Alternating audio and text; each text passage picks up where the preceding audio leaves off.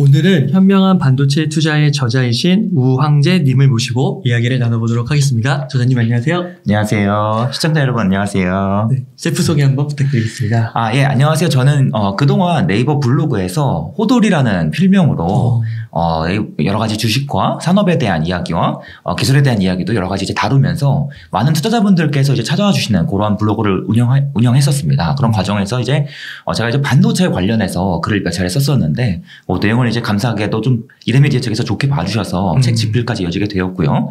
그 책 집필이 이제 끝나고 나니까 또 감사하게도 오늘 시청자 여러분께 인사드릴 수 있게 되었습니다. 그래서 저는 이제 그동안 투자에 대한 이야기를 여러 차례 썼었고요. 다만 이제 전공은 또 반도체 쪽을 전공했었기 때문에 제가 또 대학원 박사학위까지 반도체 쪽에서 취득을 해서 또 반도체에 대해서 또 기술적으로도 많은 이야기를 여러분께 또 공유드릴 수 있을 것 같습니다. 그러니까 연세대학교 학사, 석사, 박사. 예, 맞습니다. 그래서 전자공학 박사 하실 때 이제 반도체 전공을 하신 거예요? 네, 맞습니다. 그러시군요. 네. 그러면서 이제 투자 활동을 지금 하고 계신 거네요? 예, 맞습니다. 투자는 꾸준히 하고 있고요. 대학생 때부터 항상 지금까지 해보고 있습니다.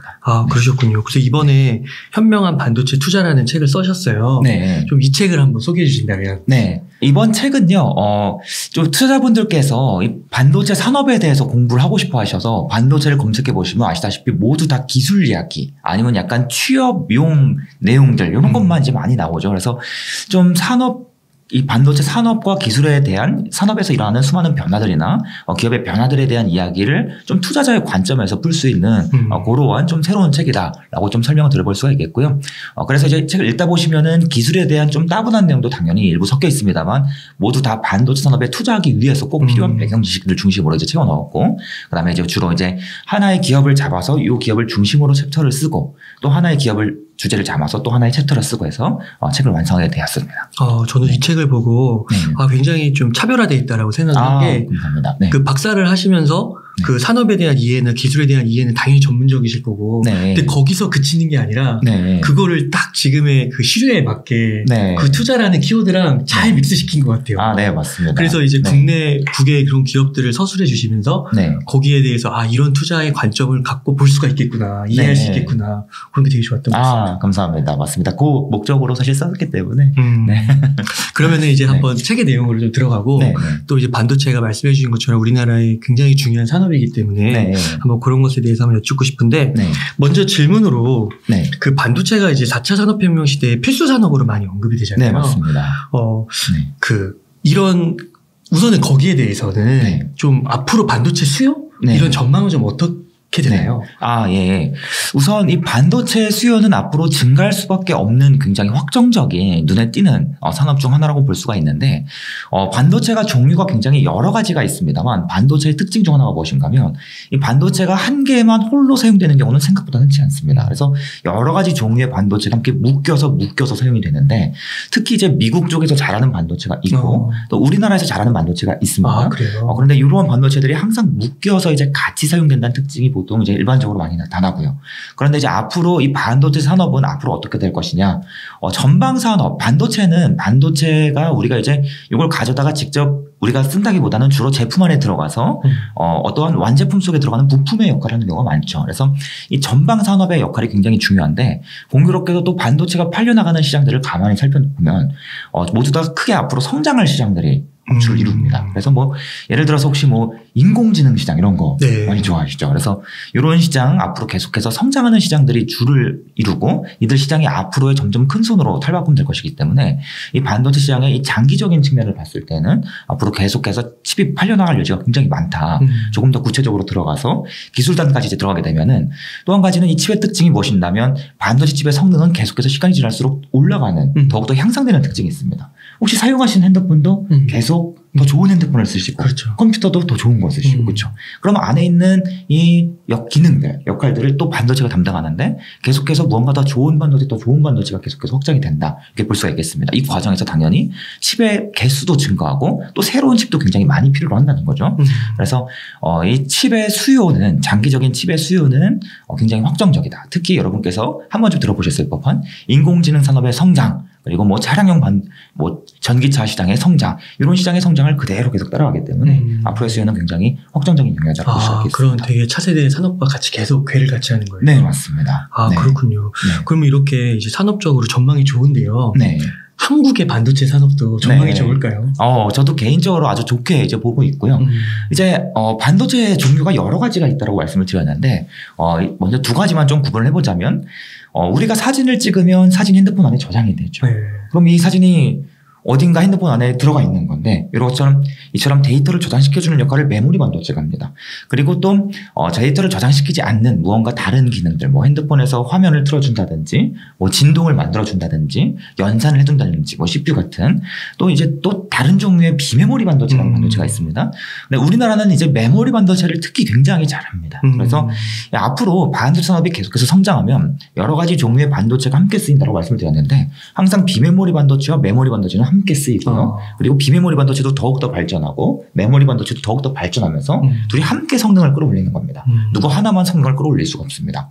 그래서 앞으로 계속해서 더 이들 반도체가 함께 많이 필요한 과정에서 우리나라가 특히 이 메모리 반도체를 굉장히 잘하기 때문에 네. 전 세계에서 가장 잘하는 사실상 두 개 국가 중 하나이기 때문에 앞으로 이 반도체 산업의 시장 성장하는 과정에서 특히 메모리 쪽은 우리가 항상 이 패권을 쥐고 갈 수밖에 없다. 그래서 이쪽에서 더 많은 돈을 벌 수밖에 없는 게 굉장히 확정적이다. 이건 좀 말씀드릴 수가 있을 것 같습니다. 우리나라 말고 또 한 나라가 있어요? 그 바로 미국입니다. 그래서 메모리 반도체는 사실 지금은 미국 그리고 우리나라 그리고 미국 그리고 일본이 들어와 있고요. 그다음에 이제 중국에 들어오려고 합니다만 아직은 그 중에서도 이제 또 메모리 반도체 중에서도 또 종류가 나뉘어요. 디램이라는 게 있고 낸드 플래시라는 게 있는데 이 디램이라는 반도체는 우리나라랑 미국밖에 못하고요. 3대 기업이 완전한 과점이고 낸드 플래시라는 영역은 아직까지는 기술적인 난이도가 비교적 낮기 때문에 아직은 치킨 게임이 벌어지고 있습니다만 향후에 점점점 치킨 게임이 벌어지면 아무래도 정리될 수준으로 가겠죠. 그러면은 우리나라 기업들이 또 강점을 살릴 가능성이 매우 높다라고 생각해 볼 수가 있겠습니다. 이게 기술뿐만 아니라 투자까지 이렇게 엮어주셔서 너무 질문하기가 좋은 게 또 바로 여쭤볼게요. 궁금한 게. 그런데 왜 삼성전자 주가는 이렇게 뒤집어지는 거예요? 맞습니다. 이게 참 문제죠. 왜 문제인가 하면 예를 들어서 우리가 사용하는 통신 서비스, 우리 핸드폰을 맨날 사용하고 요금제를 매월 꾸준히 납부하죠. 그래서 통신 업체들은 어떻습니까? 매월 꾸준히 돈을 벌어들이기 때문에 이게 항상 꾸준하게 계속 가는 특징을 갖습니다.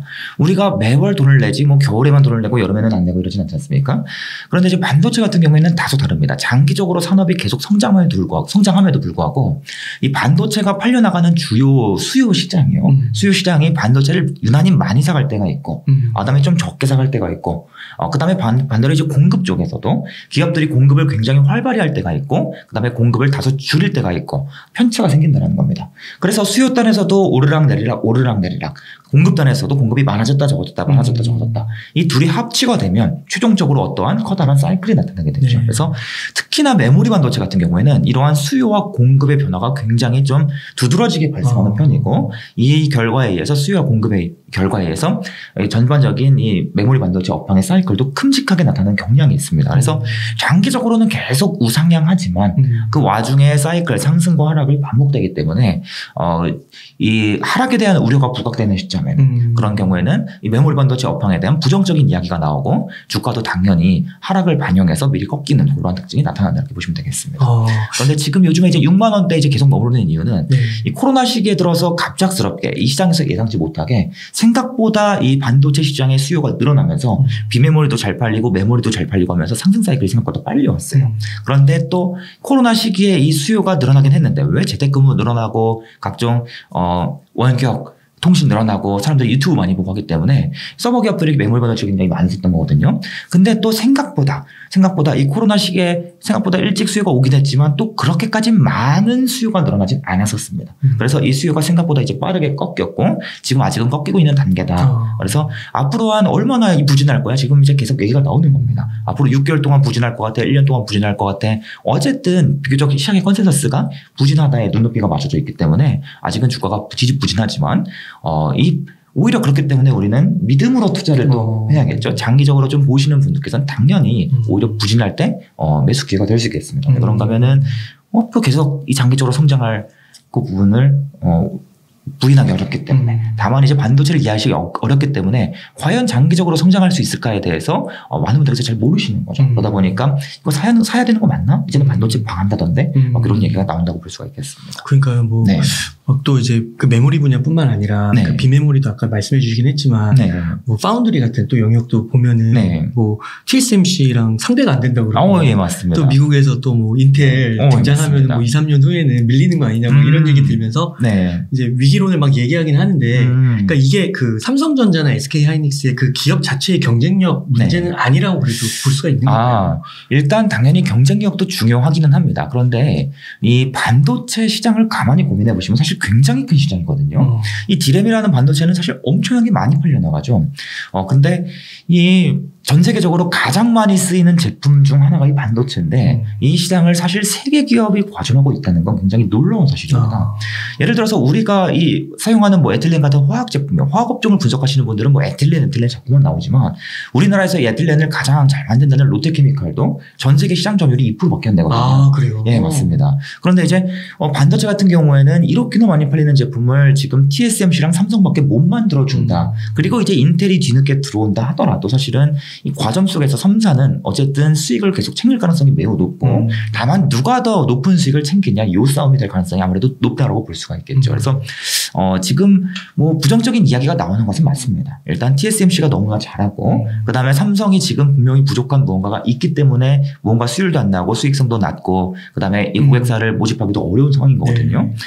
하지만 이제 이 산업의 성장을 따라서 분명히 떨어지는 콩고물은 확실하게 있지만 이제 아무래도 우리도 눈높이가 낮습니다. 여러분 보면 삼성전자가 이미 메모리 반도체에서 세계 1위 그것도 압도적인 1위다 보니까 당연히 파운드리도 1위 가야 되는 거 아니에요? 그러면서 지금 점유율 55%짜리 기업을 이제 이겨야 된다. 25%짜리 기업 이겨야 된다. 내년에 이겨야죠. 내년에. 그렇죠. 그럼 좋겠지만 삼성도 내부적으로는 2030년까지 따라하는 게 목표다라고 하지만 또 아무래도 1위 기업도 계속 앞으로 나아가 보니까 분명히 쉽지 않은 부분도 있긴 있습니다. 근데 이제 꼭 1위를 앞서 가야지만 우리가 돈을 버는 것은 아니기 때문에 시장 성장을 따라서 버는 부분도 있기 때문에 그 부분까지는 고려하더라도 꼭 그렇게 부정적인 것은 아니다 이렇게 좀 생각할 수 있습니다. 그 투자를 오래 이렇게 해오셨잖아요. 네네네. 그 삼성전자가 이렇게 주가가 정말 이렇게 좀 사이클을 그리고 좀 이렇게 지루해 여기고 이게 좀 과거에도 많은 분들이 느끼셨던 그런 맞습니다. 맞습니다. 실제로 제가 2019년에 19년 하반기에 그 블로그에 글을 쓴 적이 있어요. 보통 이제 글을 쓰면은 특히 종목 얘기를 할 때는 특히나 많은 분들께서 호응을 주시고 관심을 더 많이 가지시고 근데 삼성전자를 지금 매수해야 되는 이유 그래서 매수했어요라는 글을 썼는데 아무도 관심을 안 가지시는 거예요. 그때가 좀 낮을 때였죠. 네, 맞습니다. 흘러내려가지고. 그렇죠. 관심을 못 받을 때였고 주식시장도 그렇게 좋지 않을 때였습니다. 요즘에도 좋지가 않죠. 근데 그 글을 이제 다른 투자 카페에 딱 옮겨갔더니 그때는 한 분께서 관심을 가져주시더라고요. 뭐라고 관심을 가져주시냐면 지금은 누가 봐도 살 때가 아니죠. 이렇게 남겨주시더라고요. 그랬었습니다. 그래서 그게 관심이었구나. 맞습니다. 그 유일한 부정적인 관심이었는데 뭐 결과가 어쨌다 저랬다 그걸 말씀드리는 것은 아니고 원래 이러한 오르락 내리락이 반복되는 구간에서는 당연히 아무도 관심이 없을 때 내리락 구간일 때 당연히 수익률은 내가 기대할 수 있는 기대 수익률은 가장 높아진다. 하지만 남들 다 좋다고 박수칠 때 이미 이게 점점 정점으로 갈 때 사이클의 끝물에 있을 때는 당연히 기대 수익률이 무조건 낮을 수밖에 없죠. 그렇죠? 그런 관점에서는 좀 이 부정적인 이야기가 들릴 때 오히려 좀 현명한 투자자분들은 오히려 공부하려고 하신다. 그걸 좀 전해드리고 싶었습니다. 그리고 지금은 뭐 만약에 좀 현금 여유가 있으면 모아가도 괜찮은 타이밍이다. 맞습니다. 이럴 때 그러면 오늘 당장 사야지. 풀매수 들어가실 게 아니라 원래 사이클 하락 구간이 언제까지 부진할지 몰라요. 지금 증권사도 올해 메모리 업황이 앞으로 한 6개월 부진할 거야. 1년 부진할 거야. 최대 지금 내년 하반기까지 갈 수도 있어. 의견이 다 다르거든요, 지금. 그러면은 이 가장 보수적인 스탠스로 그러면 그때 가서 사야지 이게 아니라 지금부터 꾸준히 모아가는 겁니다. 삼성전자를 내가 100만 원씩 사고 싶으면 매월 10만 원씩 10개월 모아가는 겁니다. 그렇군요. 그러니까 책에 보니까 또 흥미로웠던 되게 관심 가는 목차 중에 하나가 많은 투자자가 반도체 산업 투자에 실패하는 이유 이렇게 나오더라고요. 지금 약간 말씀해 주시는 그런 게 한 가지 이유가 될 수 있는 건가요? 지금 사실 보통 이제 투자에서 실패하시는 이유라고 이제 딱 물어보시면은 아무래도 반도체 산업을 잘 이해를 못하고 내가 반도체가 뭔지 잘 몰라서 기업 분석을 잘 못해서 실패하시는 경우도 물론 있긴 있습니다만 사실 생각보다 굉장히 소수고요. 그냥 기본적으로 이 사이클이라는 산업에 대한 이해, 이 일종의 투자 개념이죠. 요거에 대해서 좀 부재하신 경우에 실패하는 경우가 훨씬 더 많다. 그래서 실제로 주변 분들을 보면은 평소에 여러 가지 사이클 산업을 활발히 투자하셨던 분들, 하지만 반도체에 대해서 그렇게까지 잘 알지는 못하시는 분들이 오히려 반도체 투자하시면 수익률은 높고 막 맨날 기술만 이해하고 막 반도체 막 정말 기술 같은 거 막 이런 것만 계속 따라다니지만 정작 이 사이클이라는 이해, 투자에 대한 이해가 전혀 없으신 분들은 오히려 사실 수익률이 저조한 경우도 굉장히 많이 봅니다. 그렇구나. 그러니까 기술적인 이해는 약간 낮을지 모르지만 예, 맞습니다. 그러니까 투자 사이클, 경기순환 이런 거를 오히려 좀 익숙하신 분들이 수익률이 좋을 수도 있다. 그렇죠. 왜냐면은 어차피 기술만 따라가셔도 투자에 대한 이해가 부족하신 분들은 남들 좋다고 박수 칠 때 뒤늦게 들어오시는 분들이 되게 많이거든요. 보통은 낮을 때 안 사서 수익이 안 난다기보다는 높을 때 고점에 투자 봐서 일러서 문제가 되는 경우가 되게 많거든요. 그런 경우가 좀 많이 보입니다. 그렇군요. 그 이제 반도체 분야의 이제 진짜 전문가 박사님으로서 그 성공적인 반도체 투자에 있어서 좀 이것만은 알아야 되겠다. 몇 가지 좀 짚어주실 수 있으실까요? 네, 몇 가지 짚어드리도록 하겠습니다. 방금 전에 말씀드렸던 이 반도체 업황은 어쨌든 호황과 불황과 호황이 반복이 된다. 그래서 최소한 나는 모두가 박수치는 호황에서는 오히려 더 리스키하게 접근하고 불황에서 관심 갖자. 요거 하나만 일단 지키셔도 사실 반은 성공이라고 생각합니다. 근데 이것 또한 결코 쉽지가 않습니다. 왜냐하면 삼성전자 매수했다가 하면 다들 그거 지금 왜 샀냐고. 견디기가 쉽지가 않거든요. 아무쪼록 요 부분은 이제 좀 투자를 오래 하시면서 점점 좀 익숙해지실 부분이라 생각하고요. 그리고 또 한 가지는 어쨌든 이 반도체 산업에 투자를 하려고 하시는데 그러면 삼성전자랑 또 하이닉스 말고도 또 굉장히 여러 가지 반도체 기업들이 있죠. 그러면 이들 기업에 투자할 때는 이 반도체 기업들마다 사업의 영역이 모두 다르고 기업들마다 돈을 버는 시기가 모두 다 다르다. 그래서 기업들이 주가가 오르고 내리는 시기도 기업들마다 다 다르다라는 겁니다. 요거를 파악하시면 당연히 또 도움이 될 겁니다. 그래서 삼성과 하이닉스에만 투자하실 게 아니라 다른 반도체 기업도 투자하고 싶어 하시는 분들은 반드시 반도체 기업들이 구체적으로 어떠한 사업을 한다까지는 못 들어가시더라도 기본적으로 유형 정도는 좀 구분을 하셔야 된다. 이렇게 좀 말씀을 드립니다. 그래서 반도체가 이제 반도체 칩이 누가 만듭니까? 삼성이랑 하이닉스가 주로 만들죠. 그러면 삼성과 하이닉스가 공장에서 칩을 찍어내는데 이 공장을 지을 때 건설업체들이 건물을 짓겠죠. 그리고 나서 이 공장에 설비를 들이고 또 장비를 드립니다. 그러면 이러한 설비와 장비를 공급하는 기업들이 또 돈을 벌겠고 이 공장이 가동되기 시작하면 여기 투입되는 원재료들 그다음에 각종 이 소모성 부품들을 공급하는 기업들이 또 돈을 벌기 시작합니다. 그래서 삼성과 하이닉스가 돈을 버는 시기, 그다음에 장비 설비 기업들이 돈을 버는 시기, 그다음에 소재 부품 기업들이 돈을 버는 시기는 좀 다르다. 유형들도 다르고 판매 방식도 좀 다르다. 요거를 좀 먼저 이해를 하셔야지 투자를 하실 때 내가 좀 어디가 좀 투자에 유리하고 언제가 좀 투자할 만한 시기인지 그걸 좀 확인하실 수가 있습니다. 네. 혹시 그러면 그 저자님께서 요런 기업은 조금 눈여겨보면 좋겠다. 그래서 반도체 투자 베스트 5? 이런 게 좀 있으실까요? 예. 보통 이제 그 반도체 기업에 대해서 물어보시면 당연히 전제는 무엇입니까? 삼성과 하이닉스는 빼고 말씀이시겠죠. 그렇죠. 그래서 삼성과 하이닉스는 빼고 말씀드리겠습니다. 사실 삼성 하이닉스도 장기적으로는 우상향. 하지만 그 와중에 이게 오르락내리락하는 호조와 불황을 타는 그러한 유형이라고 볼 수 있겠고요.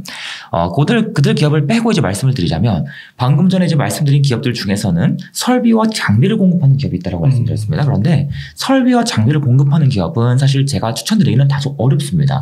이 영역은 좀 반도체 산업을 굉장히 깊게 공부하시면서 계속 이슈를 좀 추적하시면서 삼성전자와 하이닉스가 공장을 언제 지어 그래서 장비가 언제 많이 팔릴 거야 이런 것들을 계속 이슈 추적을 하시는 분들 플러스 조금 더 이제 기술력 같은 것까지도 좀 파악하고 하고 싶어 하시는 분들 이런 분들께서 굉장히 유리한 영역이기 때문에 왜 그런가 하면 장비 기업들은 제품을 항상 파는 것이 아니라 특정한 시기에 몰아서 팔고 몰아서 파는 경향이 나타나는데 보통은 또 이걸 모르고 접근하시면 지금 요즘에 장비 많이 팔리니까 이 실적 많이 찍히니까 들어가신단 말이죠. 그러면 이제 상투를 잡기 너무 쉬워지죠. 그렇죠?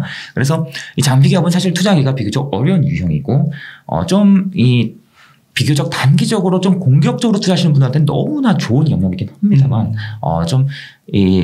이번 시청자분들께 말씀드리긴 다소 어려운 유형이고요.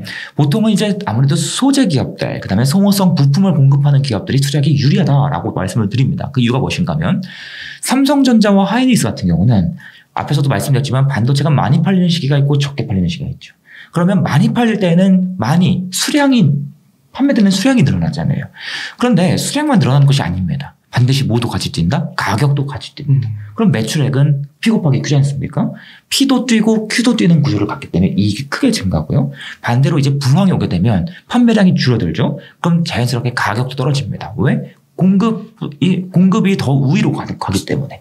그러면은 P와 Q가 동시에 감소하면서 이익이 크게 오르락내리락 하는 특징이 나타납니다. 그에 반해서 이 공장의 소재와 부품하는 기업들을 가만히 고민해 보시면 반도체 공장은 어쨌든 계속 들어가죠. 판매량이 줄어도 일단 공장은 돌아가는데 당연히 소재와 부품의 투입량도 호황일 때는 투입량이 늘어나고 불황일 때는 투입량이 감소하지만 그럼에도 불구하고 이들 소재 기업은요. 가격은 변하지 않습니다. 가격은 꾸준히 유지가 되기 때문에 이 판매량의 변화만 일어나는데 이 판매량의 변화는 생각보다 그렇게 크지 않더라고요. 소모성이라서. 예, 소모성이기도 하고요. 또 한 가지는 원래 이 수요와 공급이란 게요. 수요와 공급이 불일치가 항상 이제 일어나죠. 그런데 수요와 공급이 1%만 뒤틀려도 수요가 예를 들어서 공급보다 딱 1%만 많아져도 가격은 2배씩 뛰는 겁니다.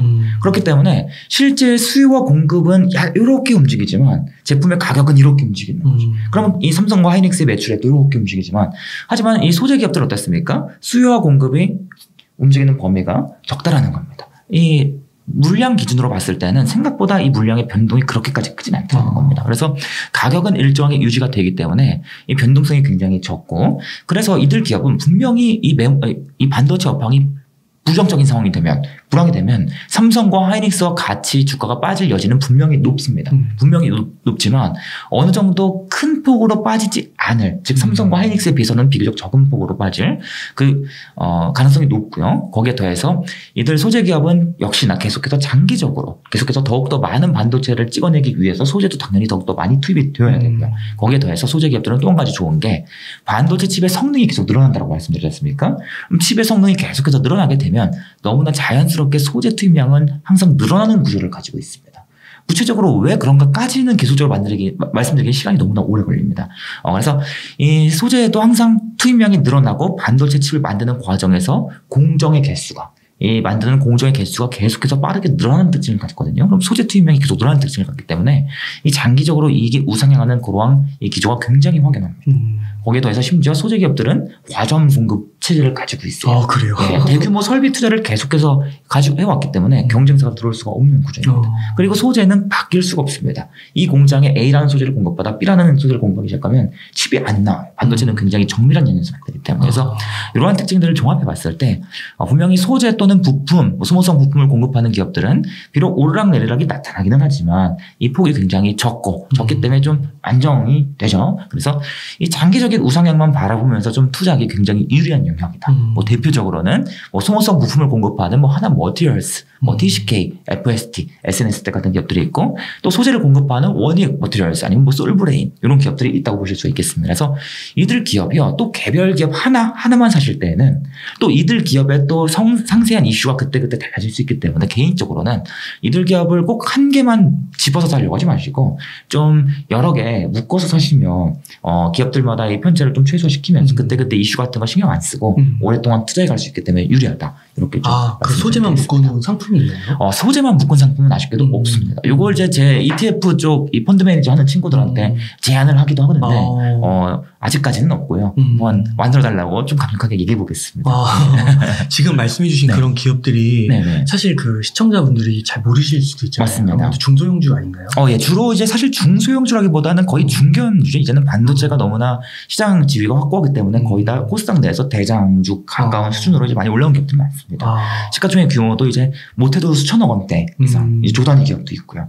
그래서 이들 기업을 투자하시는데 중소기업이긴 하지만 오히려 중소기업이기 때문에 삼성과 하이닉스의 대안이 될 수가 있습니다. 그래서 이 삼성과 하이닉스보다 더 수익률이 높을 여지도 충분히 있다. 주가 탄력성이 좋다. 맞습니다.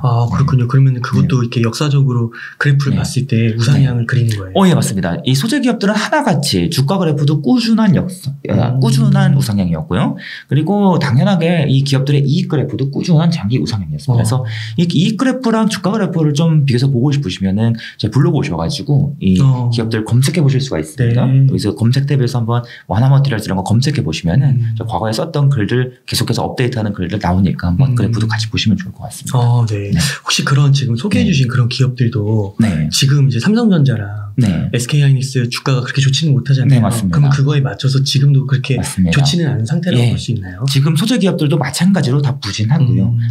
다만 이 소재 기업들 개별적으로 들어가면 기업단에서의 어떤 개별 이슈는 나올 수 있죠. 그래서 이 중에서도 좀 이 소모성 부품 중에 어떤 특정한 링이라고 불리는 부품이 있습니다. 이 부품을 공급하는 기업들은 최근에 좀 공급 부족 이슈가 약간 부각되면서 얘네들만 좀 따로 좀 오르긴 했어요. 그러긴 했지만 그럼에도 불구하고 좀 거시적으로 봤을 때는 대체로 경향성이 좀 장기 우상하는 경향성이 나타난다. 같이 움직이는 특성이 나타난다. 이렇게 좀 말씀드릴 수 있겠습니다. 아, 그렇군요.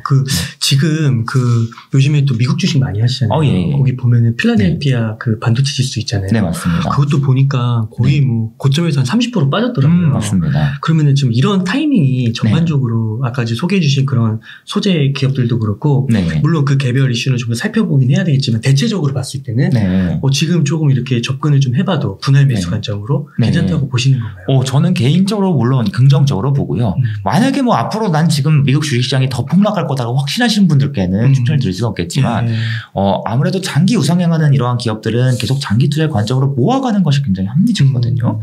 아까 말씀드렸던 장비주들 같은 경우에는 장기 투자는 좀 어렵고 좀 단기로 보시는 분들도 있다고 말씀드렸잖아요. 물론 미국 주식에도 이러한 기업들이 있긴 있습니다. 하지만 이러한 기업들은 또 이야기를 또 따로 풀어야 되기 때문에 좀 배제하고 말씀을 드리자면 미국도 아시다시피 계속해서 주가가 꾸준히 장기적으로 오르고 계속해서 더욱더 돈을 많이 벌 수밖에 없는 그러한 기업들이 많다라고들 많이 알고 계실 겁니다. 당연하게도 이 반도체 산업의 성장은 앞으로 계속 우상향하는 가운데 이 산업의 성장에 콩고물을 먼저 빨아들일 기업들, 그런 기업들이 주로 이제 많이 아시는 기업들이 많습니다. 대표적으로 뭐 엔비디아라는 기업, 그다음에 인텔과 AMD라는 기업, 그다음에 뭐 케이던스, 뭐 시노집스 같은 기업들, 그다음에 어플라이드 머티리얼스, 램리서치, ASML 같은 기업들, 이들 기업은 사실 빠질 때 항상 기회가 되었던 건 역사적으로도 항상 그랬고 앞으로도 이 투자 포인트가 변한 게 없기 때문에 이 산업의 성장을 따라서 얘네들은 더욱더 높은 수익을 챙겨갈 수밖에 없는 구조이기 때문에 앞으로도 계속 유효한 전략이다. 이렇게 좀 생각을 하고 있습니다. 그 엔비디아 같은 경우는 진짜 많은 분들이 관심을 많이 갖는데 이게 보니까 그 PE가 50이 넘더라고요. 지금 빠져도 50이 넘더라고요. 맞습니다. 비싸죠. 이것은 비싼 거 아니에요? 이게 이제 사실 요즘에 주가가 빠지는 이유도 일단 빠지는 이유는 시장 자체가 안 좋아서인 건 맞는데 왜 이렇게 유난히 많이 빠졌냐? 많이 빠지는 이유는 항상 비싸기 때문입니다. 항상 시장이 빠지면 적게 빠지는 기업이 있고 많이 빠지는 기업이 있죠. 무조건 많이 빠지는 기업들은 공통적으로 비싸다는 특징을 가지고 있죠. 그런데 이제 아무래도 지금 기술주들이 많이 얻어맞고 있고 비싸기 때문에 또 하락폭이 크다라고 보실 수가 있겠습니다. 그런데 이제 또 이들 기업이요. 지금 이 퍼만 보면은 아니면 뭐 PBR만 보면은 밸류가 비교적 높은 영역에 있는 건 사실이지만 이들 기업이 앞으로 굉장히 돈을 많이 벌어들일 수밖에 없다라는 이 좀 인식이 있으신 분들께서는 엔비디아를 난 계속해서 모아가고 싶어. 나는 좀 계속해서 적금으로 모아가고 싶어 하시는 분들께는 오히려 더 좋은 기회가 될 수밖에 없는 게 생각보다 이 밸류에이션 지표는 기업들의 이익이 증감에 따라서 빠르게 내려옵니다. 생각보다 빠르게 내려오죠. 그래서 지금 이들 기업의 뭐 밸류에이션을 앞으로 막 3년치 4년치 다 땡겨 와가지고 그러니까 싸지 하면서 투자하는 건데 이 산업의 가시성이 그만큼 높다라고도 또 반대로 생각해 볼 수 있기 때문에 사실 개인적으로 좀 보수적인 투자자분들이요. 보수적인 투자자분들께는 이 비싼 주식을 지금 살 만한 시기라고 말씀드리긴 당연히 어렵습니다. 어렵지만 아무래도 제가 이제 좀 말씀드리고 싶은 분들은 좀 이들 기업을 앞으로 계속 모아가고 싶은데 이 확신이 부족하다.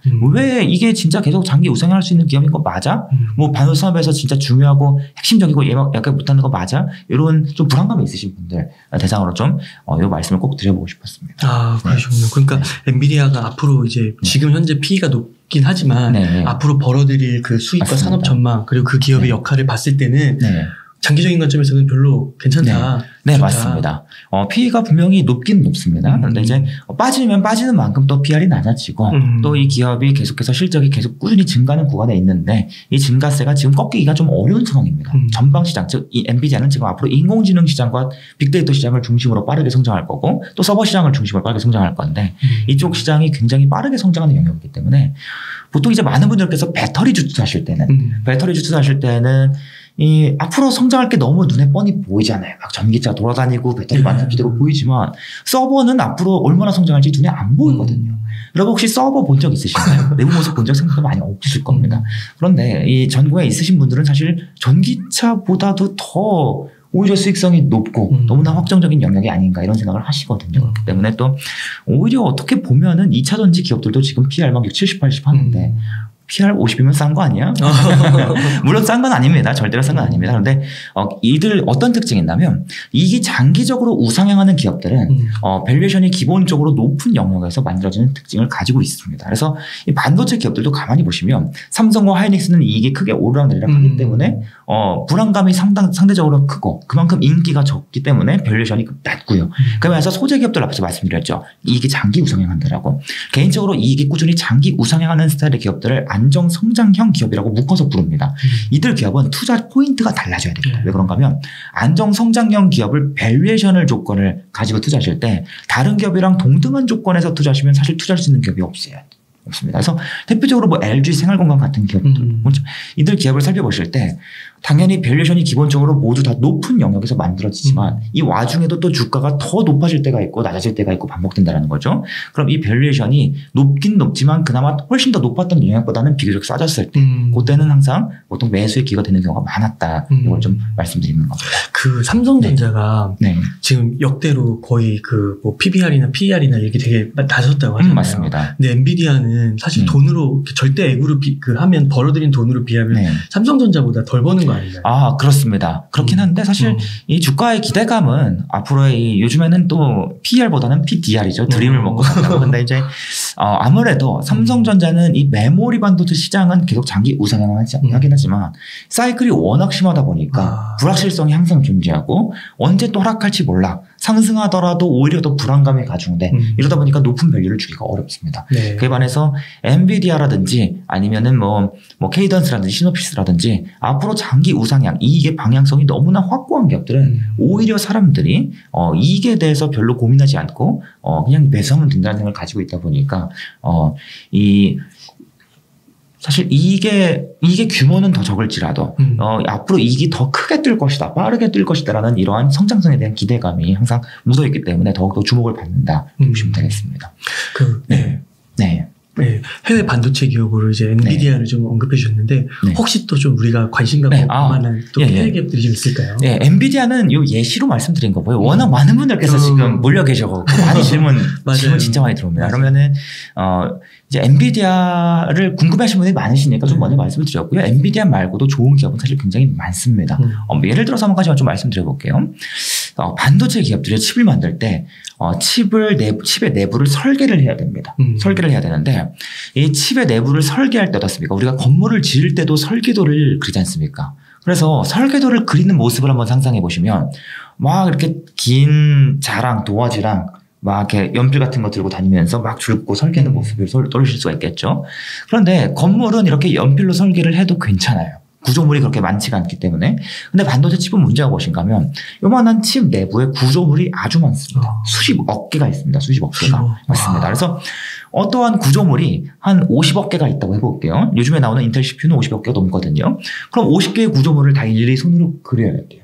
그리고 또 50개의 구조물만 있는 것이 아니라 이 구조물에 전기 신호를 또 전달해 줘야 되거든요. 그럼 전기 신호를 전달해 주기 위한 또 수억 개의 배선들이 있을 건데 이러한 구조물과 배선을 손으로 일일이 다 그린다라면 수십억 개를 그리는데 이 줄을 긋는 데만 500년이 걸려요. 그래서 요즘에는 이 칩을 만들 때 칩을 설계하는 단계에서 이러한 수많은 배선들 구조물들을 자동으로 그려주는 자동화 툴이 반드시 쓰입니다.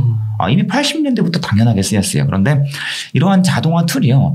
또 계속해서 발전되고 지난 40년 이상 계속해서 이러한 툴, 설계도를 그려주는 프로그램이 발전해 오면서 소수의 기업이 또 다른 기업들을 인수합병하면서 사실상 완전 독점에 가까운 과점 구조가 형성된 영역입니다.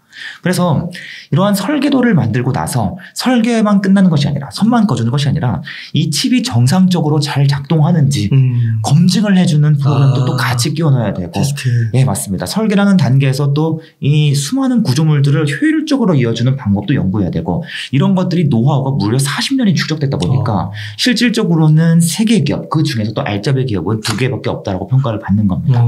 그 대표적인 기업이 이제 미국의 케이던스와 시노시피스가 있다고 보실 수가 있겠는데 그럼 그러면 반도체 기업들이 칩을 만들 때마다 이들 설계업체의 프로그램을 써야 되고 비용을 지불을 해야 됩니다. 그런데 앞에서도 말씀드렸지만 반도체 산업이 계속해서 성장하는 과정에서는 칩이 더욱더 많이 팔리기도 합니다만 더욱더 다양한 칩의 종류가 계속해서 늘어납니다. 예를 들어서 2010년에는 어떻습니까? 우리가 아이폰과 갤럭시 S라는 스마트폰을 썼지만 그 뒤에는 아이폰도 종류가 여러 가지로 나뉘고 프로맥스 여러 가지 나뉘죠. 갤럭시도 뭐 갤럭시 S, A, 그다음 뭐 노트, 폴드 나뉘잖아요. 그럼 이들 폰마다 또 다 각각이 다른 칩이 들어가야 됩니다. 그러면 전방 산업의 이 제품이 다변화되면 반도체 칩의 종류도 다변화되고 거기에 더해서 또 이러한 다양한 칩을 더 잘 만들고 싶어하는 기업들도 늘어나기 때문에 칩의 종류가 계속 늘어납니다. 그래서 종류가 늘어나면 늘어날수록 또 어떻겠습니까? 소수 기업들이 이들 칩을 또 다 만들 수가 없습니다. 또 다수의 기업들이 들어오게 되죠. 그래서 요즘에는 중저가 칩뿐만 아니라 고성능 칩이요. 아마존이나 마이크로소프트 같이 기존의 반도체랑 관련이 없는 기업도 우리가 자체적으로 CPU를 설계하겠다라고 하면서 반도체를 직접 우리가 사업을 하겠다라고 지금 들어오고 있다는 겁니다. 그럼 이들 기업도 다 어떻게 하겠습니까? 모두 다 설계도 프로그램을 가져다 써야 됩니다. 그러니까 산업이 성장하는 과정에서 물량 증가를 통해서도 산업이 성장하지만 이 종류가 다변화되는 과정에서 고객사가 또 다변화되고 만드는 기업들이 다변화되는 과정에서 너무나 자연스럽게 수혜를 보는 기업이 이제 케이던스, 시노쉽스가 있다. 이렇게 이제 보실 수가 있겠습니다. 이들 기업 동안 이익이 계속해서 장기적으로 우상향하고 주가도 계속해서 장기적으로 우상향하는 특징을 갖고 있습니다. 그래서 엔비디아 같은 경우에는 전방 산업이 성장하면서 인공지능 시장이 새롭게 성장하면서 계속 수혜를 보는 유형, 이렇게 좀 유형을 제가 구분해 보고요. 그리고 케이던스나 시노쉽스 같은 경우에는 고객사가 점점 더 다양해지면서 거기에 더해서 이 프로그램이 더욱더 고도화되면서 수혜를 보는 유형, 이렇게 좀 분류를 해볼 수가 있겠습니다. 아, 그렇군요. 네. 그러면은 그렇게 케이던스나 시노쉽스 같은 데가 설계를 하잖아요. 그래서 그런 거를 이제 뭐 MS나 뭐 애플이나 막 이런 데서 반도체를 자체적으로 만들잖아요. 네, 맞습니다. 그럼 결국 그거를 제작으로 넘겨야 되잖아요. 맞습니다. 그럼 제작을 그 TSMC랑 삼성전자밖에 못하는 거예요. 네, 맞습니다. 이게 반도체 칩이요. 고성능 칩이 있고 저성능 칩이 있는데 고성능 칩이라고 하면 흔히 여러분께서 한 번쯤 들어보셨을 법한 CPU. 그 다음에 CPU는 컴퓨터의 머리죠. 컴퓨터의 머리가 또 하나 달렸습니다. 그래픽 카드 안에 GPU라는 칩이 들어가 있고요. 그 다음에 스마트폰에도 머리가 달렸습니다. AP라는 칩이 있습니다. 그래서 이들 머리를 설계할 때는 이 삼성전자 아니면 TSMC 같이 가장 고성능 칩만 만들어줄 수 있는 두 개 기업 꼽히는 것이고요. 그 외에 좀 성능이 낮은 칩들, 뭐 밥통에 들어가는 머리, 뭐 전자레인지에 들어가는 머리는 성능이 낮거든요. 그런 애들은 이제 만들어줄 수 있는 기업은 또 세계적으로 많이 있습니다. 네, 그래서 고성능 칩 중심입니다. 아, 그렇구나. 그 고성능 칩이 요즘에 그 나오는 거 그거 뭐더라? 그 되게 미세 공정에서 예, 맞습니다. 그게 뭐죠? 그 EUV 맞습니다. 그거 한다는 거죠. 네, 맞습니다. 그렇구나.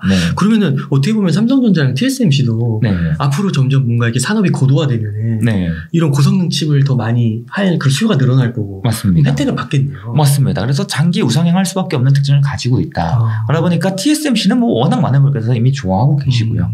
더해서 삼성전자도 이 기존 사업에 더해서 이 파운드리라는 남의 칩을 만들어주는 사업을 계속 확대하고 있지 않습니까? 요걸 되게 중점적으로 기대하시는 분들도 많으십니다. 그래서 가끔씩은 삼성전자에 투자하실 때 이 파운드리 사업의 성장을 투자 포인트로 잡고 투자하시는 분도 많으세요. 근데 보통은 좀 뭐라고 말씀드리냐면 그건 좀 장기적인 포인트다. 그러고 아직까지는 그래도 메모리 의존도가 너무 높기 때문에 이렇게 또 말씀을 드릴 수 있겠습니다. 그러니까 파운드리만 보면 파운드리 1등은 TSMC니까 오히려 그쪽으로 접근하는 게 맞습니다. 주가적으로 봤을 때 좀 더 탄력성 있다. 네, 맞습니다. 그렇게 봐야 되는군요. 네, 1등이기도 하고 매출 비중이 높기 때문에. 높기도 하고. 요즘에 그 TSMC도 되게 돈 잘 번다고 알고 있는데 요즘에 주가 많이 빠졌잖아요. 맞습니다. 그런 걸 좀 어떻게 해석을 해야 돼요? 아까도 말씀드렸지만 이 반도체 산업은요 수요가 오르락내리락하는 경향이 있습니다. 그런데 이 칩의 종류에 따라서 이 수요가 오르락내리락 하기도 하고 또 한 가지는 칩의 종류와 무관하게 전반적인 매크로 환경에 의해서 수요가 오르락내리락 하기도 합니다. 그런데 지금 같은 경우에 미국 주식이 특히 많이 빠진 이 반도체 기업들이 많이 빠진 이유 중 하나는 일단 뭐 금리 인상이니 뭐니 이러한 거시 변수도 당연히 있지만 무엇보다 이 중국에서 코로나 확산이 요게 지금 또 하나의 이 부진으로 이어질 것이다. 왜 그런가 하면 중국에서 수많은 IT 전자기기들을 만드는데 이들 기기를 만들 때도 굉장히 많은 칩들이 들어가고 특히 TSMC는 중국 쪽으로 공급하는 칩이 굉장히 많다는 겁니다. 그래서 이쪽에서 수요가 부진할 수 있기 때문에 그것 좀 우리가 지금 이제 들어가야 되지 않냐, 반영해야 되지 않냐, 그 이야기가 계속해서 나오고 있는 것입니다. 그런 또 코로나 사회 봉쇄 이런 거 관련해서 맞습니다. 코로나 봉쇄도 있고요. 그리고 이제 또 한 가지는 그냥 주식시장이 안 좋은 것도 있고 이거는 뭐 다른 게 또 마찬가지죠. 그리고 또 한 가지는 이 미중 무역 전쟁이 계속해서 어쨌든 진행 중이기 때문에 여기서 또 나오는 중국의 수요 부진도 일부 영향을 미치고 있습니다. 아, 네, 그렇군요. 네. 그 삼성전자 네. 그 파운드리로 좀 아까 언급해 주신 것처럼 관심들이 되게 많잖아요. 네. 그리고 진짜 TSMC를 또 잡을 수 있을 것이다, 못 잡는다 이런 의견이 좀 분분한데 네. 그리고 또 그 GA인가요? 뭐 그거를 맞습니다. 올해 말에 뭐 네. 최초로 시도를 해서 뭐 네. TSMC와의 격차를 줄인다고도 하기도 하고요. 네. 근데 그런 거를 들을 때 네. 좀 그게 어느 정도 현실성이 좀 있는 거라고 보시나요? 아, 저는 일단 오해가 없으시길 바라는 마음에서 네. 저는 무조건 삼성 편입니다. 우리나라 기업이기 때문에. 근데 왜 우리나라 기업을 편드냐? 우리나라 기업이 잘 돼야 우리나라 주식시장 안에서 투자 기회가 많아지잖아요. 그렇기도 하고 주변에 삼성 다니는 친구들이 많으니까 잘 되면 좋겠잖아요. 근데 아무래도 현실을 고려하면 네. 무조건 편들기는 다소 어려운 이유가 있습니다. 왜 그런가 하면은 TSMC가 파운드리 사업을 계속 확대하고 있고 삼성전자도 열심히 따라가려고 하고 있지만 아무래도 이 설비 투자 금액, 연구개발, R&D 금액, 인력의 이 용이성, 인력 확보의 용이성이 너무 차이가 큽니다. 그래서 TSMC 같은 경우에는 올해 한 해 동안만 이 설비 투자에 50조 원을 투자한다고 합니다. 50조 원이면은 북한 GDP보다 높은 금액이고요. 그리고 이제 우리나라 국방 예산보다도 더 높습니다. 그래서 TSMC가 1년에 설비 투자할 이 돈을 가지고 북한 가면 우리가 북한을 1년 먹여 살릴 수가 있죠. 그 정도로 큰 금액인데 삼성전자 같은 경우에는 지금 투자 금액을 열심히 늘렸음에도 불구하고 2019년에 5조 원대, 그 다음에 그 뒤에 이제 10조 원대, 그 다음에 13조 원대, 지금 그래봤자 15조 원 내외에 불과합니다. 그러니까 이 금액을 많이 늘렸지만 여전히 TSMC의 3분의 1에 미치지 못하는 수준이죠. 왜 그런가 하면 삼성이 일단 메모리 반도체에도 굉장히 많은 투자를 하기 때문에 한 해에 20조 가까이를 투자하기 때문에 한 해에 20조 내외를 투자하기 때문에 이 파운드리 사업에만 확대하기가 어렵습니다. 그래서 그나마 메모리랑 파운드리를 좀 일부 같이 쓰려는 이 공장 내에서 장비를 같이 쓰려는 노력도 하고 있긴 합니다만 그럼에도 불구하고 턱없는 수준이다. TSMC가 그만큼 굉장히 좀 앞서 나가서 이미 돈을 많이 벌었고 굉장히 돈을 많이 쓰면서 앞서 나가는 기업이다. 그래서 단순히 투자금만 보면은 솔직히 따라볼 수 있을까? 판단하기 쉽지가 않죠. TSMC라는 이름을 가리고 삼성이라는 이름을 가리고 오직 얘는 설비 투자를 50조 원을 쓰고 얘는 15조 원을 쓰는 기업이라고 하면 우리는 아무래도 더 50조 원을 쓰는 기업이 더 가능성이 높겠구나 생각할 수밖에 없다는 겁니다. 그래서 그런 관점에서는 좀 다소 부정적인 측면이 분명히 있다. 그래서 삼성은 지금 물량으로 힘들고 그나마 기술력을 어떻게든 더 앞서가려고 여러 가지 대안을 내놓고 있는 거긴 한데 사실 당연히 금액을 많이 투입하는 기업이 새로운 기술력의 취득 속도도 빠를 수밖에 없습니다. 그래서 많이 찍어내고 공장을 많이 지어내면 당연히 여기서 나오는 노하우나 습득도 빨라질 수밖에 없거든요. 그래서 분명히 불리한 부분이 있지만 그럼에도 열심히 2등의 지위를 더욱더 공고히 하면서 앞서 나가려고 하는 것이다. 이렇게 볼 수가 있겠습니다. 그 반도체 산업이요. 네. 다른 기타 여타 산업하고 비교했을 때요. 네. 그런 숙련된 노하우나 네. 그런 게 많이 중요한가요? 예, 맞습니다. 일단 노하우가 굉장히 중요하고요. 반도체는 일단 무엇이 중요한가 하면 자본력이 중요합니다. 왜 그런가 하면 지금 배터리만 해도 어떻습니까? 수많은 경쟁 기업들이 맞아요. 들어오고 이제는 자동차 기업들이 배터리를 직접 만들겠다는 거죠. 왜 그런가 하면 진입장벽이 낮은데 기술적인 진입장벽도 낮지만 자본력 갖고 즉 설비 투자 금액도 굉장히 낮기 때문에 예를 들어서 LG화학이 돈이 너무나 부족해서 너무나 돈이 딸리니까 분할시키고 재상장시켰잖아요. LG에너지솔루션으로. 그런데 얼마나 지금 니네 부족해? 지금 설비 투자 얼마나 해야 돼? 찾아보면은 1년에 3조 원씩 투자하는 게 지금 벅차다라는 거예요. 1년에 3조 원이. 그런데 앞서도 말씀드렸지만 지금 삼성전자는 TSMC는 1년에 거의 40조 원을 지금 투자를 해야 되는 상황입니다. 그러니까 게임이 안 되는 영역이죠. 배터리 기업이 반도체를 확장할 수가 없습니다. 그래서 여기서 오는 진입장벽도 당연히 있고요. 그 다음에 이제 당연히 노하우와 기술에 대한 이 부분도 분명히 많이 있습니다. 그래서 이 반도체는 뭐랑 굉장히 비슷한가 하면 저는 항상 요리에 비유해서 말씀을 드려요. 아주 맛있는 혹시 좋아하는 음식 뭐가 있어요? 한식 뭐 중에서 뭐 저요? 김치찌개. 네. 김치찌개 가겠습니다. 김치찌개를 끓이는데 네. 요 종로에 가시면 굉장히 맛있는 유명한 김치찌개 집이 하나 있습니다. 네. 있는데 이 김치찌개를 먹으면 굉장히 맛있는데 어떻게 만들었지 뭘로 만들었지 우리는 알 수가 없죠. 레시피를 혹시 알아낼 수가 없겠죠. 알 방법이 뭐가 있을까요? 저희가 취직해서 안에 들어가서 주방에서 일을 하든지 아니면 사장님 다리 붙잡고 쫄르든지 그래서 이제 알기 어렵다는 거죠. 반도체도 수많은 물질들을 막 뿌려가면서 여러 가지 화학 반응을 일으켜가면서 다양한 레시피를 통해서 여러 가지 요리 레시피처럼 수많은 레시피를 반복하면서 이 칩을 하나하나 만들어 나가기 때문에 이 레시피를 만드는 과정에서 굉장히 또 노하우가 많이 쌓이고 음식은 사실 노하우지 않습니까? 우리가 똑같은 재료를 쓰더라도 노하우가 많으신 분들이 아무래도 재료를 훨씬 더 효율적으로 쓰듯이 그래서 이러한 영역이기 때문에 당연히 이 연구 개발 능력과 그 다음에 인력의 이 능력이 굉장히 중요하다. 특히 연구개발 인력이 굉장히 중요하다. 이렇게 보실 수가 있겠습니다. 아, 그렇군요. 네. 이게 반도체 산업이라는 게 진짜 그 다른 기타 산업하고 굉장히 차별화되는 요소들이 되게 많은 산업이네요. 네, 맞습니다. 아, 혹시 그 또 삼성전자가 또 이야기가 좀 많이 나오는 게 AP 부분이잖아요. 예, 맞습니다. 성능이 좀 안 좋다고. 맞습니다. 그건 좀 어떻게 보세요? 일단 AP라는 것은 스마트폰 안에 있는 머리입니다. 머리인데 이 머리를 정말 잘 만드는 기업이 이제 애플이라는 기업이 있죠. 애플은 아이폰에 들어가는 머리를 잘 만들고, 그다음에 이제 갤럭시나 이제 다른 핸드폰 쪽으로는 퀄컴이라는 기업이 잘 만들고요. 또 대만의 미디어텍이라는 기업이 잘 만들고요. 그다음에 삼성은 최대한 이 갤럭시라는 스마트폰에 자사 제품을 넣으면서 이 AP 사업을 확대하려고 해왔습니다만 항상 단점으로 부각된 것이 무엇인가? 속도는 그래 빠른데 무언가 핸드폰에서 이러한 기능 같은 걸 잘 해주는데 발열이 너무 심해, 너무 뜨거워. 이게 항상 문제가 많이 됐었습니다. 그런데 이번에도 발열 이슈가 크게 문제가 되었고요. 여기에 더해서 이제 원래 퀄컴 칩은 그나마 괜찮은 편이다라는 평가를 많이 받았는데도 퀄컴도 함께 이제 좀 뜨거워, 문제가 많아, 이런 얘기가 좀 나왔습니다. 그런데 이 여러 가지 좀 지금 뭐 온도 이런 것뿐만 아니라 전반적인 퍼포먼스, 이 칩의 퍼포먼스가 항상 삼성 칩이 경쟁사보다 항상 못하는 거 아니냐 이런 우려가 계속해서 제기돼 왔고, 실제로 이러한 우려가 결국에는 결과로 나타나서 삼성전자의 이 AP 점유율이 많이 줄어들었습니다. 거의 이제 적은 한 자릿수 때까지 줄어들면서 사실상 애플과 퀄컴은 저 앞서가고 있고, 이제는 미디어텍도 저 멀리 앞서가고 있고, 여기에 더해서 이제 중국에 또 AP를 잘 설계하는 기업이 또 삼성을 앞서가면서 삼성이 이제 5위 기업으로 완전히 밀려버렸습니다. 그래서 이거 삼성의 AP 사업 이거 계속할 수 있는 거 맞냐? 이제 접어버리는 거 아니냐? 우려가 나오고 있는 거죠. 그런데 사실 이러한 AP도 아까 말씀드렸다시피 이 노하우와 인력풀이 굉장히 부족한 그런 부분도 영향을 많이 미칩니다. 왜 그런가 하면 아무래도 미국이나 대만 같은 경우에는 이 설계에도 굉장히 활발히 오랫동안 투자를 해오면서 새로운 칩을 설계할 때 어떻게 더 잘 설계하지, 어떻게 더 좋은 칩을 만들지, 이 인력들을 굉장히 많이 양성해 왔어요. 특히 미국의 요풀이 굉장히 많고요. 그 다음에 대만도 중국도 계속 요풀을 꾸준히 확대시켜 오면서 경쟁력을 키워왔습니다만, 우리나라는 지금 제조만 하기도 벅찬 상황이기 때문에 설계단에는 뭐 신경을 쓰지를 못했고, 실제로 이 우리나라에 있는 수많은 반도체 연구실이나 연구소를 살펴보셔도 설계 연구는 드물고 제조에 굉장히 특화가 되어 있는 그러한 현실입니다. 그래서 이게 결국에는 경쟁력 저하로 지금 이어지고 있는데 아무래도 좀 쉽지는 않을 것이다 라는 이야기가 좀 더 신빙성이 있다고 판단됩니다. 그게 설계 쪽이 이제 팹리스 맞습니다. 거죠.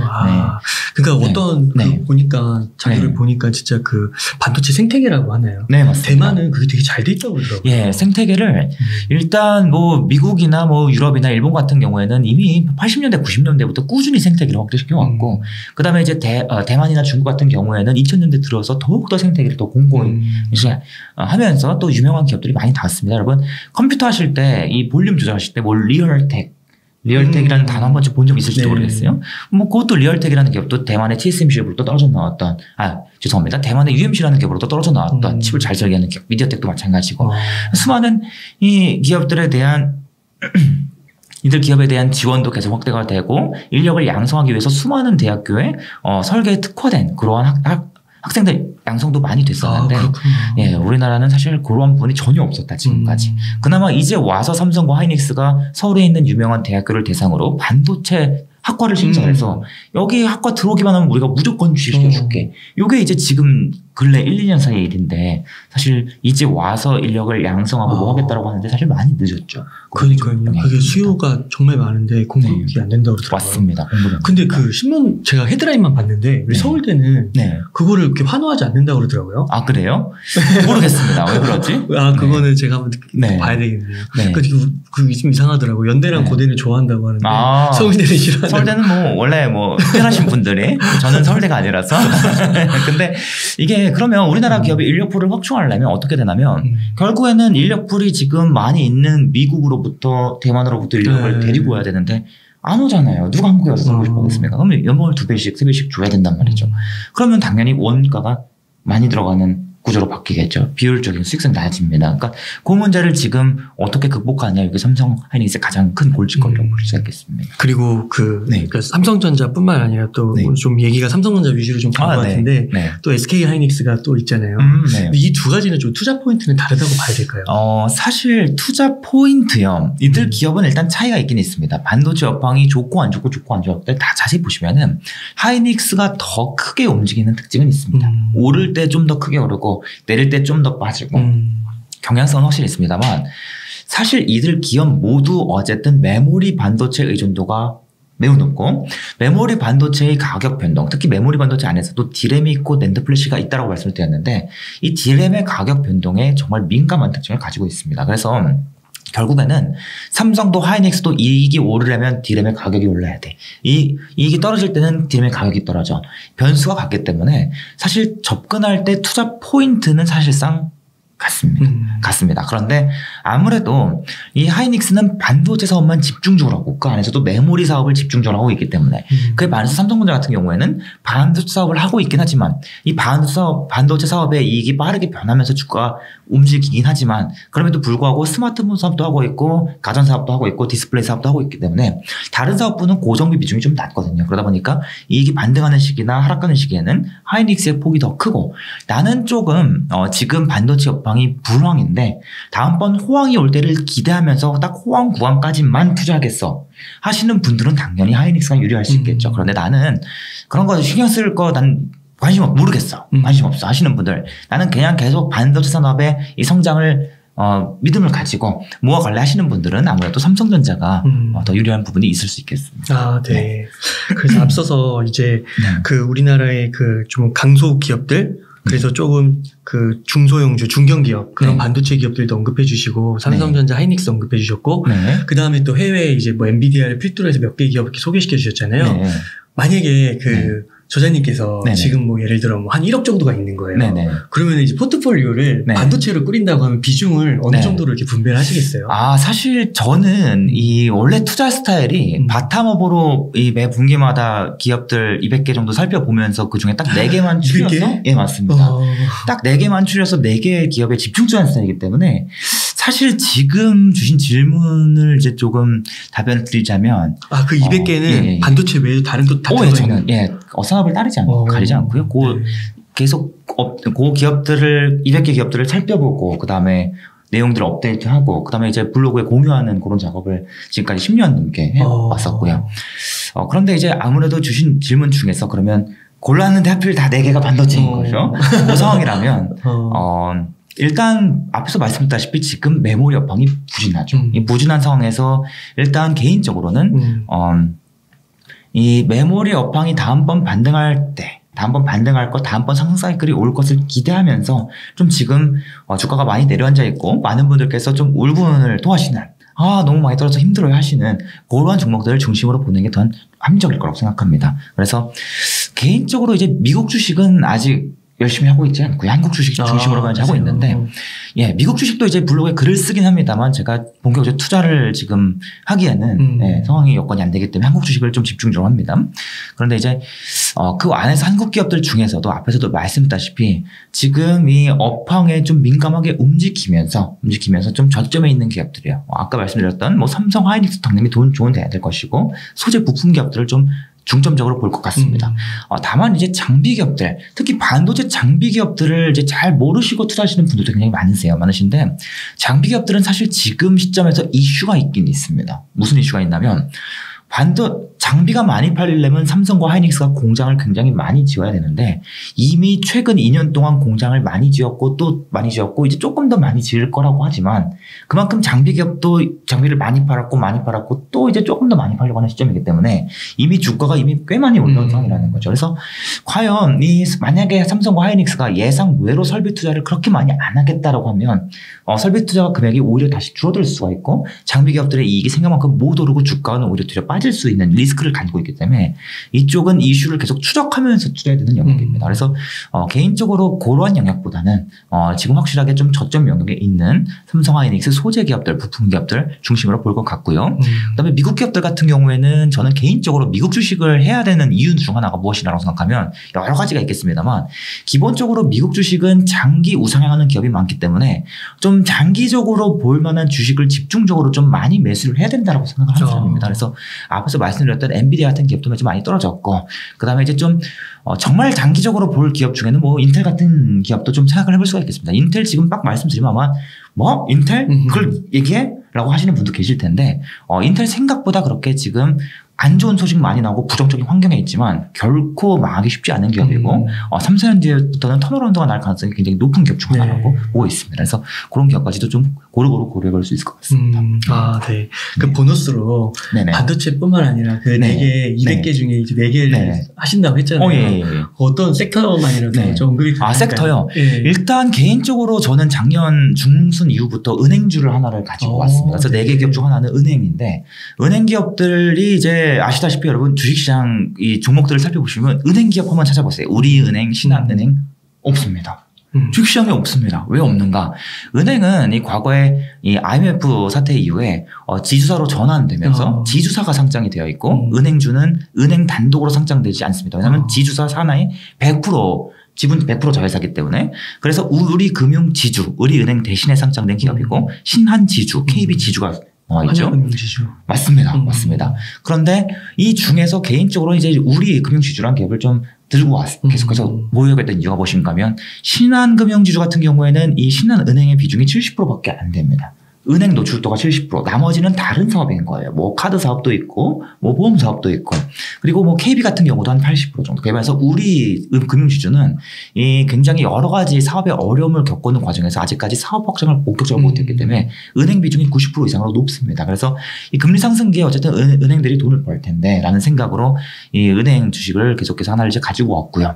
근데 은행 아시다시피 생각보다 이 주가가 굉장히 천천히 오르기 때문에 이제 언제든지 더 좋은 종목이 나오면 바꿀 기업이라고 이제 항상 생각을 하고 있고요. 또 한 가지는 이 금리 인상이 지금 되고 있습니다만 요즘에 이제 기사들 보시면 어떻습니까? 뭐 러시아 뭐 전쟁이니 뭐 물가 폭등이니 하면서 지금 금리를 올리고는 있지만 또 한편으로는 뭐 경제가 또 불황해올 것이다. 올해 하반기에는 미국에 완전히 새로운 또 코로나가 또 새로운 변이가 확산되면서 1억 명이 감염될 것이다. 이런 이슈가 나오고 있어요. 이게 만약에 진짜 현실화되면 다시 금리를 내릴 수도 있잖아요. 가능성이 없는 건 아니니까. 그러면 당연히 은행주는 투자 아이디어가 훼손된 것이고 매도로 갈 수밖에 없을 겁니다. 그래서 보통 이제 부동산 투자하시는 분들께서 요즘에 이제 부채 이자 비용 높아지니까 좀 해칭 목적으로 은행주를 좀 같이 투자하시면 좋다라는 이야기를 계속해서 해왔던 입장입니다. 그래서 이 금융지주에 대해서는 좀 더 쉽게 이해를 하고 싶으시면 제 블로그 오셔갖고 왼쪽 검색 메뉴에 금융지주라고 검색해 보시면 이 금융지주의 사업 모델에 대해서 굉장히 쉽게 풀어 쓴 글이 있습니다. 아주 장문의 글인데 읽으시는 데만 한 20분 이상 걸릴 거예요. 근데 그거를 며칠 쪼개서 읽으시면 도움이 될 것 같고요. 그리고 이제 또 한 가지 기업으로는 제가 이제 이 장기 투자 계좌에서 보유하고 있는 기업 중 하나가 무엇이냐면 파마 리서치라는 기업이 있습니다. 파마 리서치는 이 피부에 주사를 놓을 때 이제 여러 가지 종류의 주사가 있습니다. 뭐 피부 결을 향상시켜주는 보톡스도 있고 그다음에 이제 또 한 가지가 무엇이냐면 혹시 내 셀카 사진을 핸드폰으로 보정해 보신 분이라면 좀 뽀샤시 모드 얼굴 환해지는 바로 그 기능을 해주는 주사가 바로 이제 리쥬란이라는 게 있습니다. 그래서 피부과 가시면은 리쥬란이라는 게 있고 리쥬란의 짝퉁 연어 주사가 있는데 리쥬란은 아주 비싸고 연어 주사는 아주 싸요. 효과가 그만큼 차이가 납니다. 그런데 이 리쥬란 원조 기업이 바로 이 파마 리서치입니다. 그래서 이 파마 리서치가 이제 피부 재생 이 원재료를 굉장히 또 잘 다루고 우리나라에서 이제 수많은 소송들을 거치면서 사실상 거의 독점으로 이 소재를 만들 수가 있습니다. 연어의 이 정서로부터 소재를 추출하거든요. 그런데 이 소재를 이제 이용해서 이제 얼굴에 넣는 거죠. 넣으면은 피부 재생이 좀 더 빨라지고 얼굴이 환해지는 효과가 나는데 요 얘기를 지금 딱 말씀드리면은 사실 모르는 분이 대부분이에요. 그런 것도 있어? 피부과 와서 나도 한번 맞아볼까? 왜 그런가 하면 아직까지 그만큼 시장이 개혁가 안 된 거예요. 그런데 요즘에 피부과 가보시면요. 20대, 30대 친구들 쫙 앉아갖고 전부 다 연화주사 맞으려고 전부 다 앉아있거든요. 그래요? 근데 이제 아무래도 금전적으로 좀 돈이 부족한 친구들은 리쥬란을 맞기는 좀 어려워요. 리쥬란을 막 한 번 맞으면 4-50만 원씩 하기도 하고 비싸거든요. 근데 연어주사 4-5만 원 맞지만 마음으로는 나도 돈 많이 벌어서 리쥬란 맞고 싶다. 그 이유는 그만큼 효과가 더 확실하고 또 이 브랜드 가치 계속해서 리쥬란 하세요 광고하니까 미니까 그런 효과가 이제 더해지는 건데 그래서 이제 점점점 피부에 대한 관심이 높아지기 때문에 아직은 시장 침투율이 그렇게 높지만도 않은데 더 확대가 될 수밖에 없고 그리고 피부과는 여러분 가보신 분도 아시겠지만 한 번 가면요 최대 단점은 무엇인가 또 가야 된다는 겁니다. 또 가야 됩니다. 그래서 이 시장은 기존 고객에 더해서 신규 고객이 들어오는 구조에 더해서 리쥬란은 독보적으로 아시아의 독점 판권을 가지고 있기 때문에 그래요? 네, 아시아 전체요? 네, 맞습니다. 그건 또 어떻게 갖는 거예요? 왜 그런가 하면 이 원천 기술을 해외 기업이 가지고 있는데 그 기업과 나눠 가졌어요. 이 판권을 좀 나눠 갖기로 계약을 하면서 왜냐하면 이 기술을 서로 오가는 과정에서 서로의 이득을 취하는 과정에서 이 연예 기술을 그쪽에 넘기는 조건으로 판권을 갖게 됐습니다. 그래서 중국적으로 이제 점점 확대를 추진하면서 이 브랜드 가치를 해외로 넓혀갈 기업이라고 개인적으로 생각을 하고 있습니다. 마지막 기업은 좀 하나 짧게 말씀드리면 이 기업도 이제 좀 장기 투자 계좌에 한정적으로 이제 가지고 있는 기업인데 앞에서 말씀드렸던 네 종목은요 주 계좌가 따로 있고 장기 투자 계획은 앞으로 20년 동안 팔고 싶지 않은 기업들만 집중적으로 사는 계좌입니다. 그래서 뭐 LG성황건강은 최근에 많이 떨어졌잖아요. 이럴 때 이제 계속 사 모으는. 그래서 이제 그중 하나로 이제 KINX라는 기업이 있는데 이 기업은요 우리가 이제 스마트폰으로 컴퓨터로 수많은 영상들을 보고 데이터 통신을 할 때 우리가 더 영상을 많이 보고 더 고화질의 영상을 많이 볼수록 데이터 트래픽은 무조건 증가하죠. 그러면 우리 집 컴퓨터와 유튜브 서버 사이에는 어떠한 통로가 있는데 이 통로의 역할을 해주는 기업이 몇 개가 있는데 통신사가 합니다만 이 KINX도 이러한 역할을 하는 기업이라고 볼 수 있겠습니다. 그런데 이 기업이 이제 근래 한 1년, 2년 정도 좀 부정적인 이슈들이 몇 가지가 있었어요. 예를 들어서 주요 고객사가 이탈하는 사건이 있었습니다. 근데 이탈은 필연적이었어요. 왜 그런가 하면 이 이탈하는 기업이 케이블 채널, 케이블 TV 방송을 하는 방송사들인데 이들 기업이 통신사에 인수합병 되면서 이 데이터가 오가는 이 통로를 이제 통신사 걸 쓸 수밖에 없게 된 거죠. KINX 걸 쓰지 않고. 그래서 그 이슈가 좀 부각되면서 이익이 주춤하면서 주가가 많이 떨어졌고 거기에 더해서 이제는 코로나가 끝나가니까 이제 줌 인터넷 줌 미팅 안에 이 데이터 수요 줄어들어 집에서 여러분 재택근무 하실 때 한쪽 화면에는 다 유튜브 틀어놓고 하셨잖아요. 이도 유튜브 보는 사람이 이제 줄어들어. 이런 우려가 있으니까 데이터 트래픽의 수요가 증가하긴 하지만 이 속도가 일시적으로 좀 둔화될 수 있겠다. 이 우려가 좀 같이 겹치고 여기에 더해서 2023년 4년부터는 또 새로운 이 과천에 또 이 서버를 추가로 증설하면서 이 대규모 서버를 오픈하게 됐는데 이 과정에서 또 상납비가 증가할 수 있지 않겠어?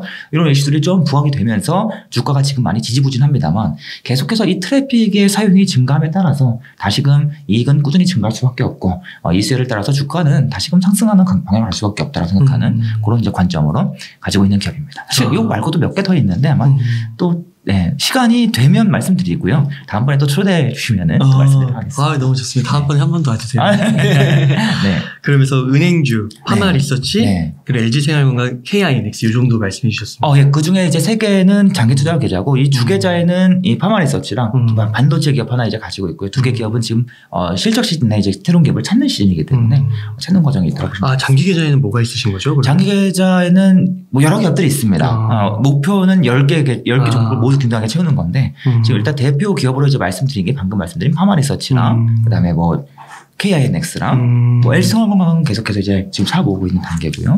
그러시군요. 보시면 되겠습니다. 네. 그러니까 이게 아까 200개 기업을 보고 계시다고 했는데 이게 코스피 200 그걸 말씀하시는 거죠? 아닙니다. 매 분기마다요. 제가 특정한 조건을 만족하는 기업들만 쫙 추려내면 대략 한 200개에서 250개 됩니다. 그럼 그들 기업을 또 한 번 이제 나름의 과정을 통해서 쭉 살펴보고 이때는 굉장히 단순하게 빠르게 살펴보죠.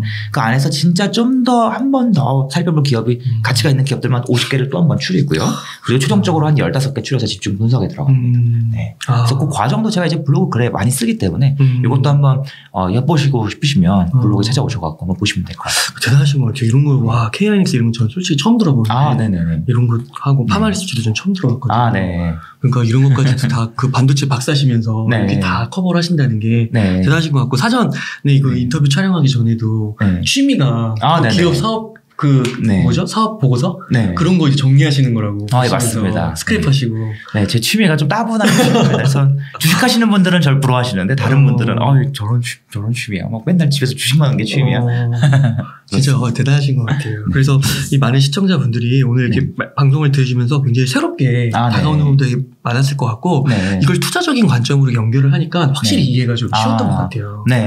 그래서 이 현명한 반도체 투자 우황재 저자님이 써주신 책인데 꼭 한번 읽어보시면은 우리나라의 또 대표적인 산업이기도 하잖아요. 맞습니다. 앞으로 너무 유망한 거고 정말 도움 많이 되지 않을까 싶습니다. 네, 감사합니다. 네, 그러면 저자님 이렇게 또 긴 시간 동안 좋은 말씀 많이 해주셨는데 혹시 좀 끝으로 강조하고 싶거나 하고 싶으신 말씀 있으실까요? 하고 싶은 요즘 시장이 많이 이제 어렵습니다. 어려운데 이럴수록 우리가 보통 어떻게 되겠습니까? 내 계좌가 파란색으로 변하면 자꾸만 부인하고 싶고 안 보고 싶고 그게 기본 심리죠. 그런데 이럴 때일수록 좀 종목을 찾는 데 집중하면 나의 멘탈 회복에도 도움이 되고 자꾸만 기업들을 공부하려고 하면 새로운 다음번 장이 분명히 반등하긴 할 거니까 그때 반등할 때 더 많이 반등할 수 있는 더 빠르게 회복할 수 있는 갭을 찾을 기회도 누림과 동시에 나의 지식도 더 늘릴 수 있고 또 이 하락장에서 멘탈 관리를 할 수 있다. 그래서 좀 종목에 집중하시면 도움이 되실 것이다라는 얘기를 좀 먼저 해보고 싶고요.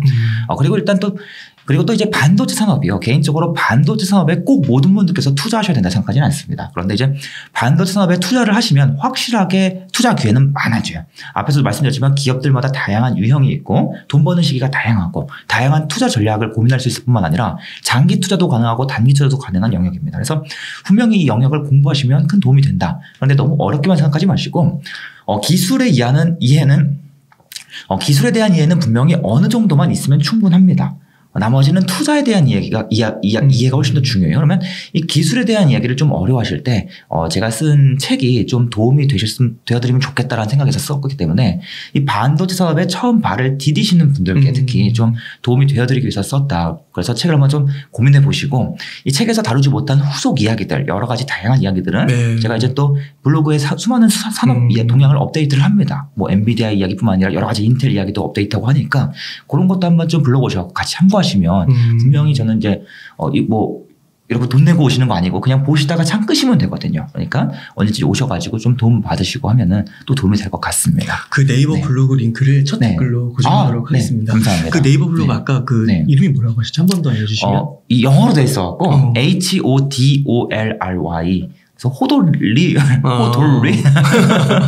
오늘 잘 못 읽으십니다. 그런데 호돌리의 블로그 이렇게 보통 이제 많은 분들께서 말씀해 주십니다. 그 네이버 블로그 검색창에 가서 우황재라고 쳐 나오나요?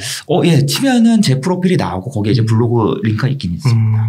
그래서 링크를 고정하도록 하겠습니다. 정말 가셔가지고 보시면 너무 좋을 것 같습니다. 네.